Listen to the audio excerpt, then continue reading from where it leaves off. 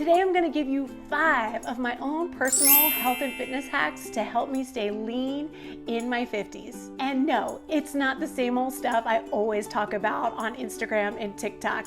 It's not about strength training and getting a better night's sleep and cutting back on cardio. No, these are 5 personal hacks that I do for myself and that work for me, and maybe they'll work for you.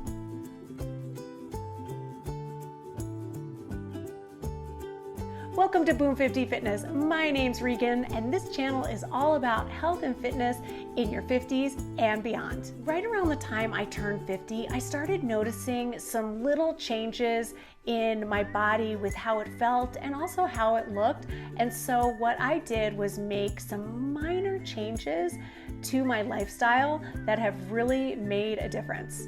All right, my 5 hacks, and if you stayed till the end, I'm gonna give you a bonus number 6. So these are the things that I do on a daily basis to help me stay lean. And maybe you're thinking, Regan, you've always been lean, but no, I gained the freshman 15. I lived at the Jersey Shore one summer, and I know how to pack on the pounds. But after my college days, I got to my fighting weight, and I have stayed there pretty consistently until I hit my 50s.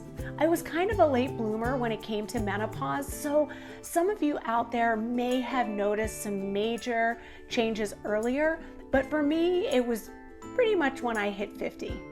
My body just started to feel a little differently, and it definitely started to look a little different than what I was used to.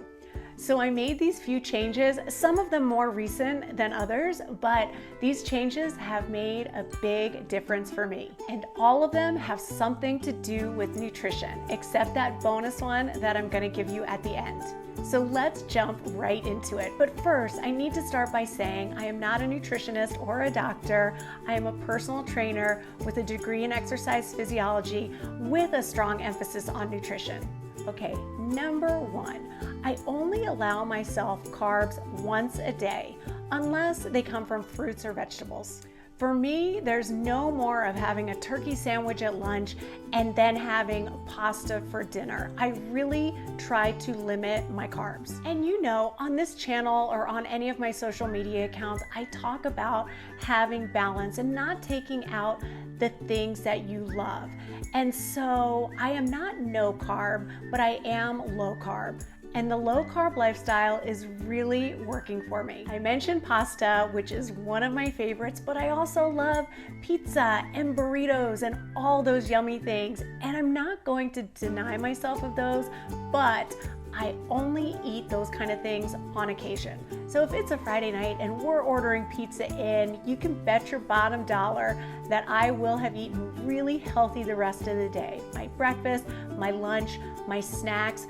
The only carbs I'll have during that time will be from fruits and vegetables, and I'll save the carbs for dinner time. So this takes planning. If you know you're going out to dinner, make sure you eat really healthy before that dinner. Balance, balance, balance. I know a low carb diet, back up. I mean, a low carb lifestyle is not for everybody, but if you are trying to lose fat, it is a great option. And this leads me right into number 2, intermittent fasting. This is another thing that I have talked about on this channel, how I am an intermittent fasting, but I kind of just fell into it by accident. For me, I'm just not hungry in the morning. And so what I've always done is I would hydrate with water, sometimes lemon water, and then I would add some collagen powder into my tea, and I would drink that while I trained people. Sometimes I would have a green juice, but I didn't put anything in my mouth that I had to chew until around 11 o'clock. So I basically thought I was intermittent fasting.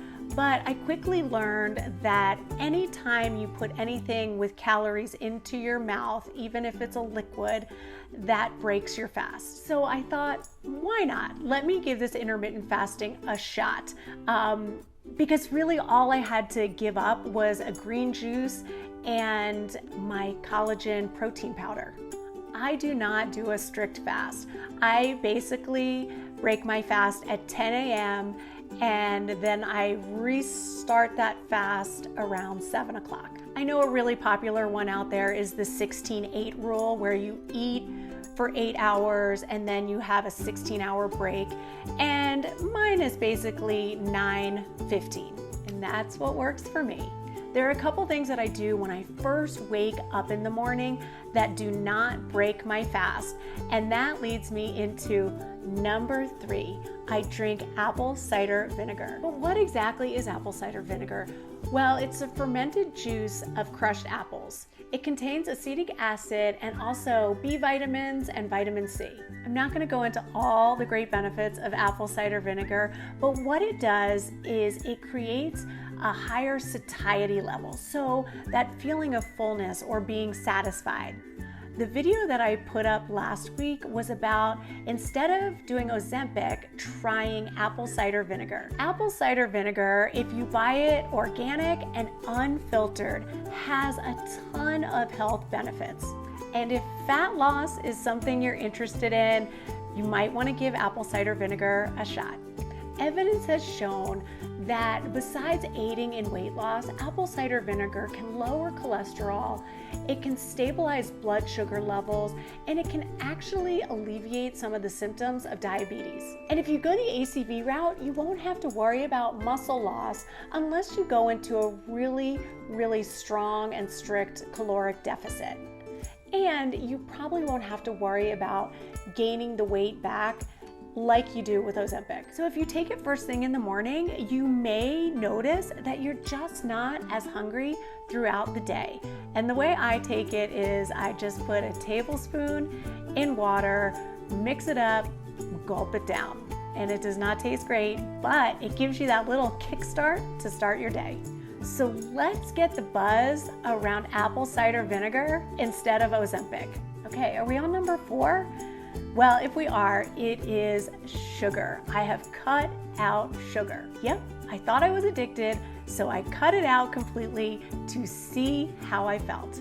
And why did I do this? I started to feel like I had a sugar addiction, and I will link up here a video that I made on how to beat your sugar addiction or how to curb those cravings, so check that out. But like I said, I felt like I had a little bit of a sugar addiction. And so I wanted to test myself just to see. I even gave up my little piece of dark chocolate at the end of the night. So basically what I've been doing is, if sugar is one of the top 5 ingredients, I just don't eat it. And you're gonna need to look at some labels, because things like salad dressing and ketchup can really, really be sneaky when it comes to sugar content. And so this was a great test to just give up sugar and just see if I really did have an addiction that I felt like I did. And what I found was, after giving it up, no, my body did not crave it anymore. I didn't feel like I needed something sweet after dinner, but sometimes I would just reach for some fruit and I would have that. And if you give up sugar and then you eat something like blueberries, it's like, it's so exciting. It's like a party for your mouth. So basically, I love how my body feels without being addicted to sugar. I have invited back in my little piece of dark chocolate. I go 70% dark chocolate, which is really good for you. And that is it. And the rest of the sweet stuff comes from fruits. And I think you all know me well enough by now to know that I'm not gonna give up some of those things that I love completely, like cupcakes and ice cream, but it's gonna be a rare occasion when I have those things. And if I do, it'll usually just be a few bites. All right, let's go in to number 5. This one's kind of boring, and it is such a minor change, but I do notice a difference. So I always have my water bottle next to my bed, and I always have a glass that's already filled with water. And so in the past, I've always just drank my full glass of water before I got out of bed. And what's my little change? I now drink 2 full glasses of water before I get out of bed. We all know how important it is to stay hydrated, so I just added that extra glass, and then my water consumption throughout the day still has stayed the same. I drink a whole gallon of water, but I don't count my green juice or any of my tea or an electrolyte drink, so that's all on top of the water I already drink. I consume a lot of water. All right, y'all ready for my number 6 bonus?